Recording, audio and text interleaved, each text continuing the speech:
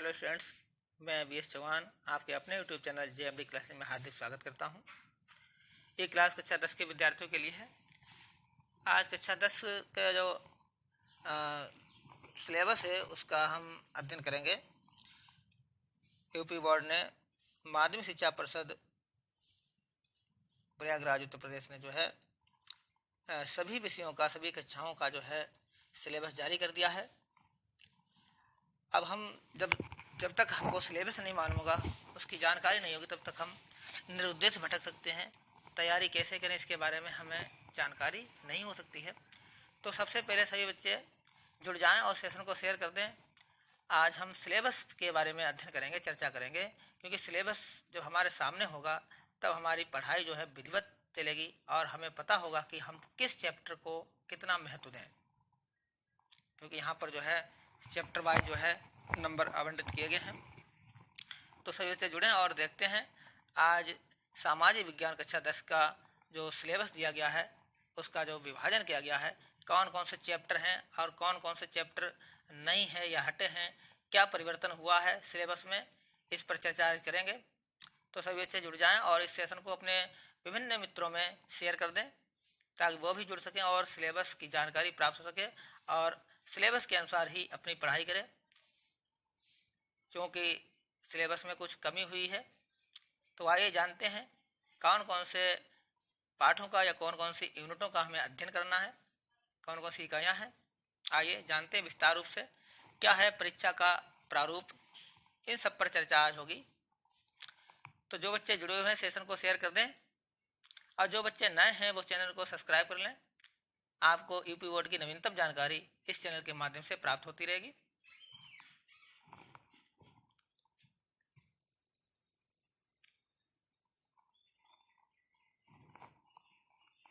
सामाजिक विज्ञान, विषय सामाजिक विज्ञान, कक्षा 10।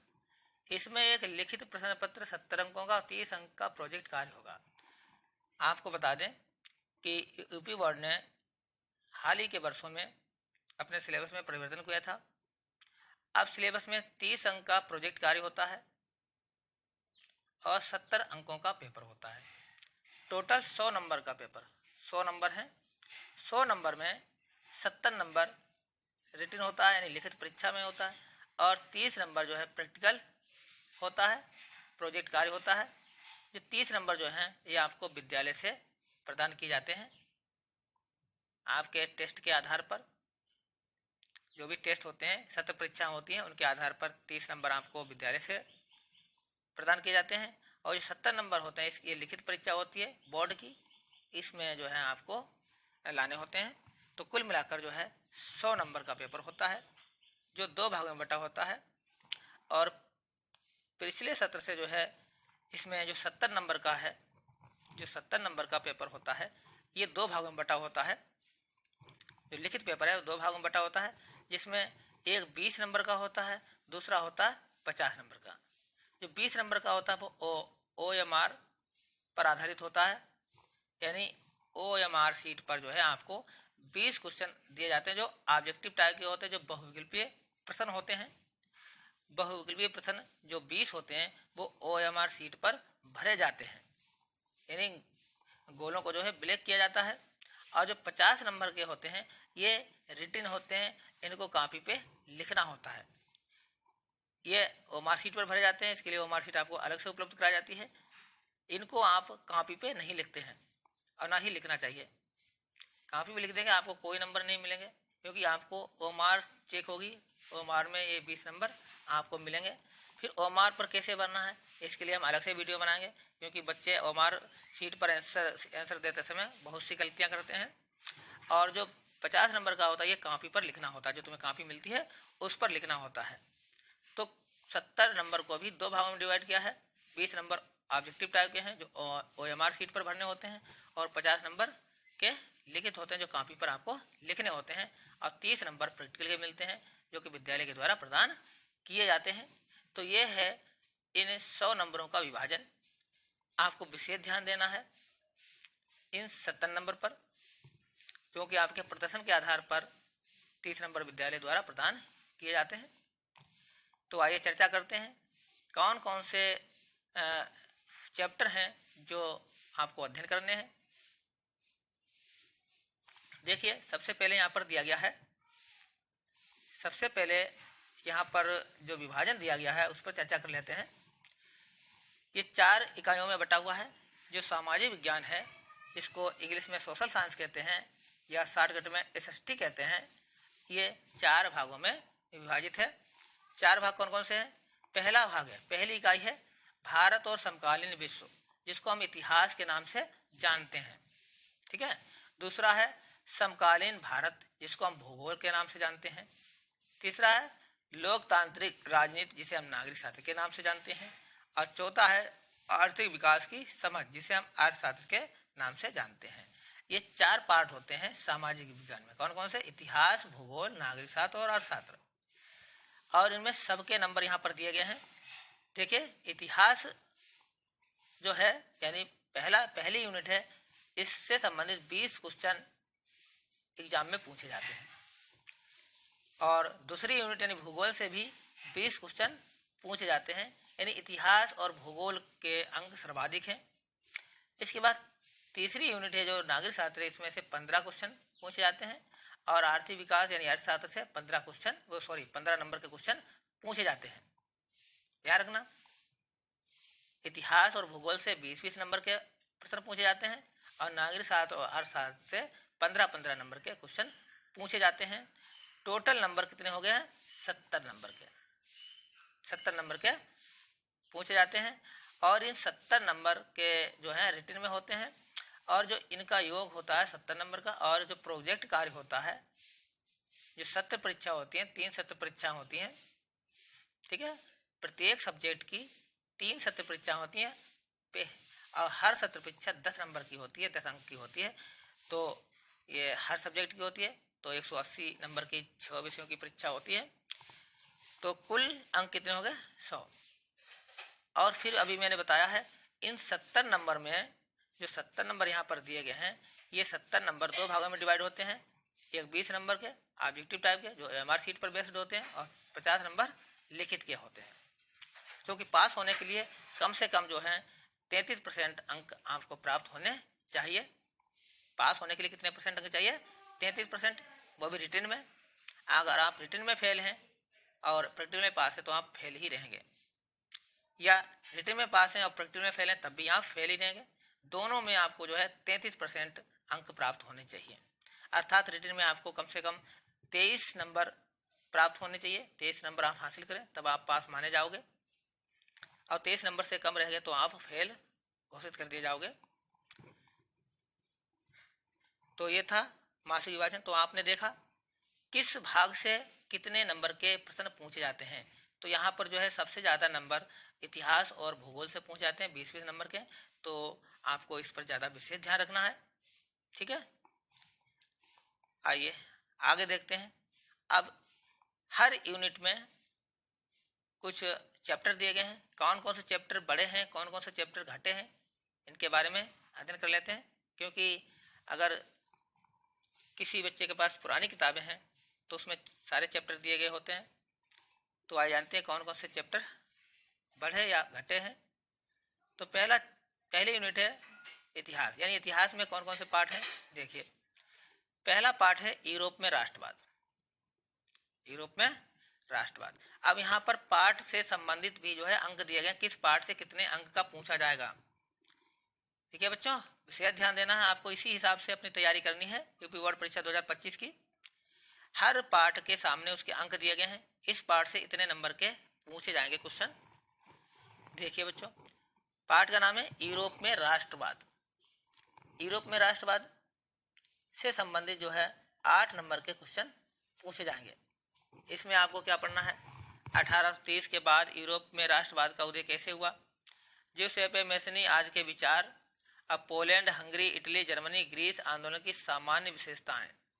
इसका अध्ययन हम चैप्टर फर्स्ट में करते हैं, जिसका नाम है यूरोप में राष्ट्रवाद। और यहाँ से जो है बोर्ड परीक्षा में 8 नंबर के प्रश्न पूछे जाते हैं। दूसरा चैप्टर है भारत में राष्ट्रवाद। ये भी बहुत इंपॉर्टेंट पार्ट है। इसमें हम किस बात का अध्ययन करते हैं, इसमें किन किन सब यूनिटों का अध्ययन करते हैं। इसमें हम अध्ययन करते हैं प्रथम विश्व युद्ध का प्रभाव, खिलाफत असहयोग और विभिन्न आंदोलनों के मध्य विचारधाराएं। दूसरा अध्ययन करते हैं नमक सत्याग्रह, फिर जनजातियों, श्रमिकों और किसानों के आंदोलन, फिर सविनय अवज्ञा आंदोलन की सीमाएं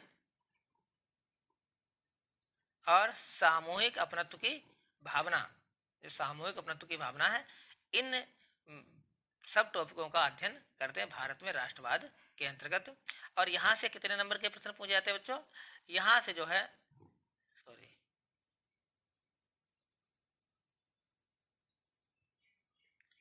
ये दोनों पार्टों से जो है 8 नंबर के प्रश्न पूछे जाते हैं।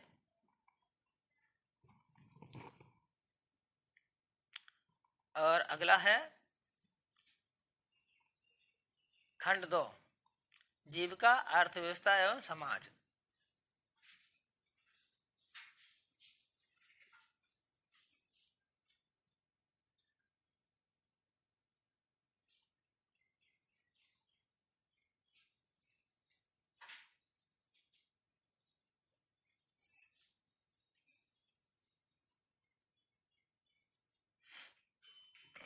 देखिए बच्चों, तो इन दोनों पाठों से जो है 8 नंबर के प्रश्न पूछे जाते हैं। अब दूसरा इसमें है भूमंडलीकृत विश्व का वर्णन। ये इसमें दूसरी इकाई है, दूसरा खंड है। इतिहास कई खंडों में विभाजित है। तो इसमें जो है तीसरा पाठ हमारा आता है भूमंडलीकृत विश्व का वर्णन। इन दो पाठों में से 8 नंबर के क्वेश्चन पूछे जाते हैं, ठीक है, जिसमें आपके लघुत्तरी होते हैं, दीर्घोत्तरी होते हैं और बहुविकल्पी होते हैं। सब मिलाकर 8 नंबर के क्वेश्चन यहाँ से पूछे जाते हैं इस पाठ से, इन दो पाठों से। और दूसरा है भूमंडलीकृत विश्व का वर्णन। यहाँ से जो है आपसे 7 नंबर के प्रश्न पूछे जाते हैं। दो पाठ है, औद्योगिकरण का युग। तो भूमंडलीकृत विश्व का वर्णन में हमें किन किन विषयों का अध्ययन करना होता है, किन किन सब टॉपिकों का अध्ययन करना होता है, जिसमें पूर्व आधुनिक विश्व, 19वीं शताब्दी और विश्व अर्थव्यवस्था, महायुद्धों के मध्य अर्थव्यवस्था, आर्थिक महामंदी और विश्व अर्थव्यवस्था का पुनर्निर्माण, वैश्वीकरण की शुरुआत। इस चैप्टर के अंतर्गत इन सब टॉपिकों को पढ़ना होता है। और चौथा है औद्योगिकरण का युग। इसमें औद्योगिक क्रांति से पहले और औद्योगिक परिवर्तन की गति, उपनिवेशों में औद्योगिकरण, प्रारंभिक उद्यमी और कामगार, औद्योगिक विकास का अनूठापन और वस्तुओं के लिए बाजार, इन सब टॉपिकों को हमें पाठ 4 में पढ़ना पड़ता है। तो ये 2 पाठ हैं, इन 2 पाठों से संबंधित 7 नंबर के क्वेश्चन पूछे जाएंगे। 7 नंबर के क्वेश्चन पूछे जाएंगे।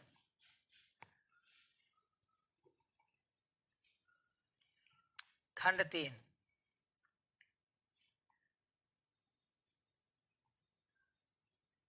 खंड 2 और 3, खंड 2 और 3 से जो है 7 नंबर के प्रश्न पूछे जाएंगे। इसमें ये भी पाठ सम्मिलित है। इसमें 3, 4 और 5 पाठ सम्मिलित है, जिसमें 7 नंबर के क्वेश्चन आपसे पूछे जाएंगे। तो 5वां पाठ है मुद्रण, संस्कृति और आधुनिक दुनिया। इसमें क्या है, यूरोप में मुद्रण का इतिहास, 19वीं सदी में भारत में प्रेस का विकास और राजनीति, सार्वजनिक विवाद और मुद्रण संस्कृति के संबंध में। ये इतने प्रश्न यहाँ से पूछे जाएंगे। टोटल प्रश्न कितने हो गए बच्चों? टोटल प्रश्न हमारे हो गए हैं 8 ये हो गए और 7 ये हो गए, 15 हो गए। और 5 नंबर के मानचित्र संबंधित प्रश्न पूछे जाएंगे। तो कुल मिलाकर जो है 20 क्वेश्चन जो है इतिहास से संबंधित पूछे जाएंगे, जिसमें कि जो पहला पाठ दिया गया यहाँ पर आप देख रहे हैं, पहला पाठ यानी खंड 1 के अंतर्गत पहला पाठ, दूसरा पाठ, ठीक है, ये यहाँ से 8 नंबर के क्वेश्चन पूछे जाएंगे, 8 नंबर के। और तीसरा, चौथा और 5वां पाठ यहाँ से 7 नंबर के क्वेश्चन पूछे जाएंगे। आप देख सकते हैं 2 पार्टों से 8 नंबर के क्वेश्चन पूछे जाते हैं और 3 पार्टों से जो है 7 नंबर के क्वेश्चन पूछे जाते हैं। और इसके बाद 5 नंबर के जो प्रश्न हैं, जो मानचित्र कार्य से संबंधित प्रश्न है, 5 क्वेश्चन मानचित्र पर भरने होते हैं।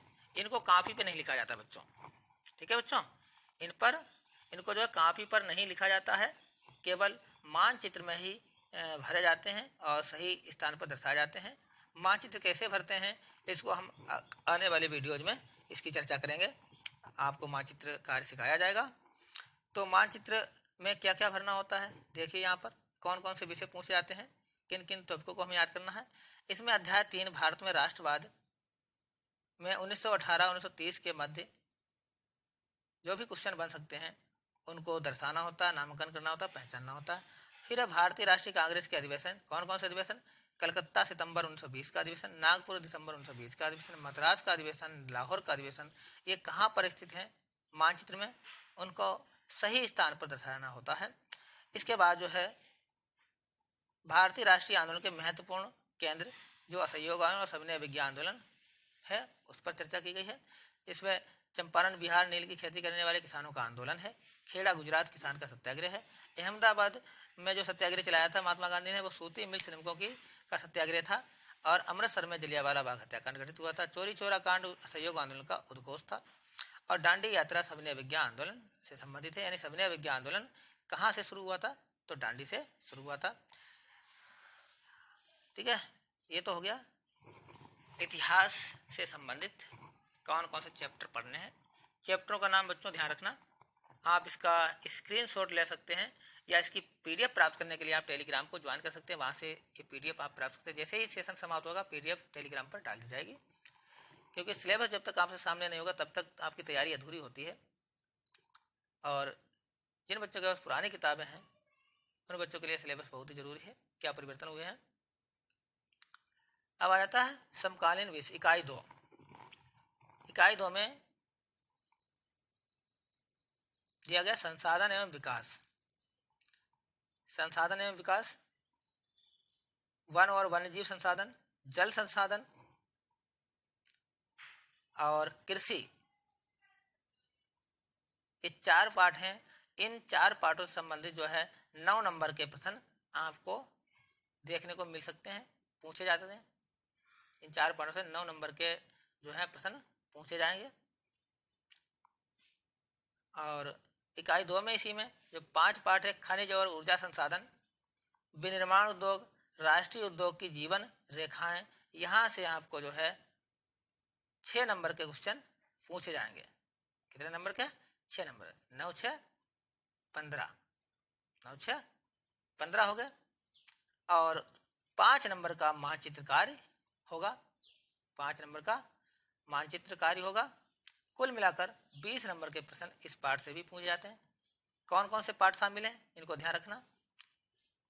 इसमें जो है संसाधन विकास, वन और वन्यजीव संसाधन, जल संसाधन, कृषि और खनिज तथा ऊर्जा संसाधन, विनिर्माण उद्योग और राष्ट्रीय अर्थव्यवस्था की जीवन रेखाएं सम्मिलित हैं। अब आ जाते हैं इकाई 3 यानी भू नागरिक शास्त्र के अंतर्गत। इसमें 9 नंबर के प्रश्न पूछे जाएंगे अध्याय 1 और 2 से। अध्याय 1 और 2 से 9 नंबर के क्वेश्चन पूछे जाएंगे। जिसमें अध्याय 1 यानी पहला पार्ट है सत्ता की साझेदारी एवं संघवाद, सत्ता की साझेदारी एवं संघवाद। और दूसरा क्या है, जाति धर्म और लैंगिक मसले। जाति धर्म और लैंगिक मसले, इन पाठों को से संबंधित जो प्रश्न बनते हैं, जितने अंक के प्रश्न बनेंगे वो 9 नंबर के बनेंगे। इन 2 पाठों को पढ़ना है आपको, जो सिलेबस में आपके दिए गए हैं।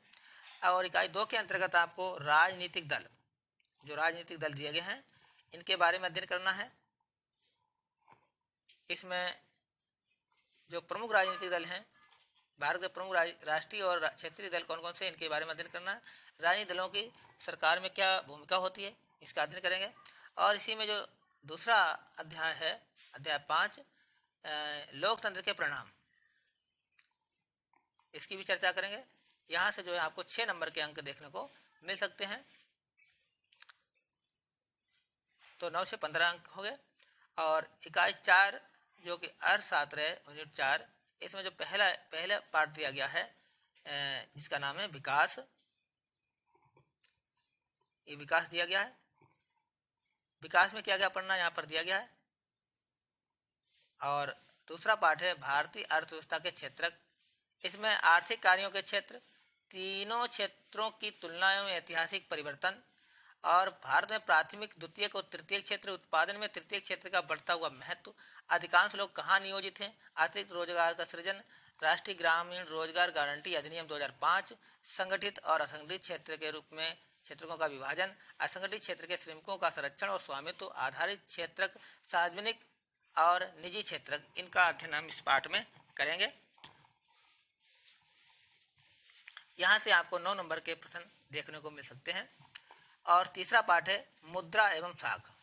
मुद्रा एवं साख, इसमें मुद्रा विनिमय का एक माध्यम है। मुद्रा के आधुनिक रूप करेंसी, बैंकों में निक्षेप, बैंकों की ऋण संबंधी गतिविधियां, साख की दो विभिन्न स्थितियों, ऋण की शर्तें, विविध प्रकार के साख प्रबंध, भारत के औपचारिक क्षेत्र में साख निर्धनों के स्वयं सहायता समूह आदि पर जो है चर्चा की जाएगी।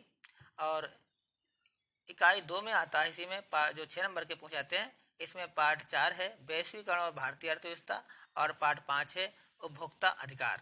तो यहाँ से आपको 6 नंबर के प्रश्न देखने को मिल सकते हैं। ये था मासिक विभाजन आपका।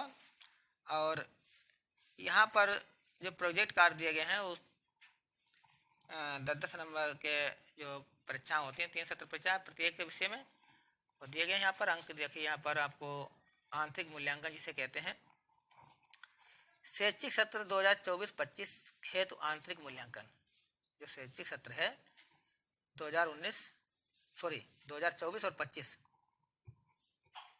शैक्षिक सत्र 2024 और 25 हेतु आंतरिक मूल्यांकन। प्रथम आंतरिक मूल्यांकन यानी प्रोजेक्ट कार्य क्या होगा, अगस्त माह में होगी परीक्षा। जो प्रथम सत्र परीक्षा है वो अगस्त माह में होगी, 10 नंबर की होगी प्रत्येक विषय की।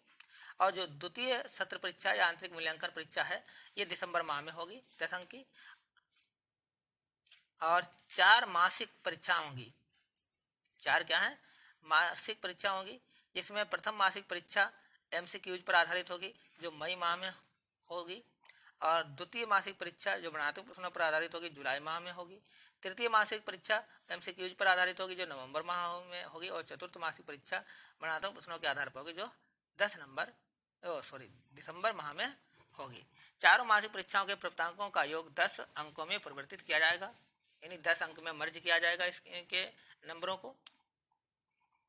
तो ये था मासिक विभाजन सत्र परीक्षाओं का और आपके सिलेबस का विभाजन।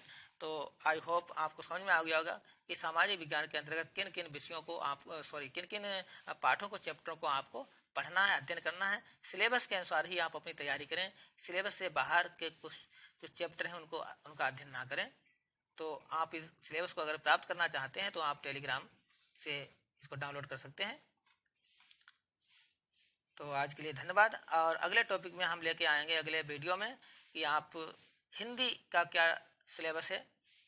अगर आपको हिंदी के सिलेबस की आवश्यकता है तो आप कमेंट बॉक्स में बता सकते हैं, अगला वीडियो हम हिंदी के लिए बना देंगे, जिससे आपको जानकारी हो जाए कि क्या क्या आपको कौन कौन से विषय पढ़ने हैं, क्योंकि हिंदी में भी काफ़ी बदलाव हुए हैं।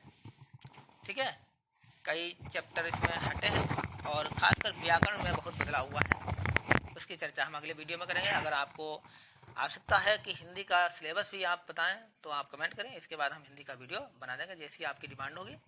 तो बस आज के लिए इतना ही, अब मिलते हैं नेक्स्ट वीडियो में। Thank you.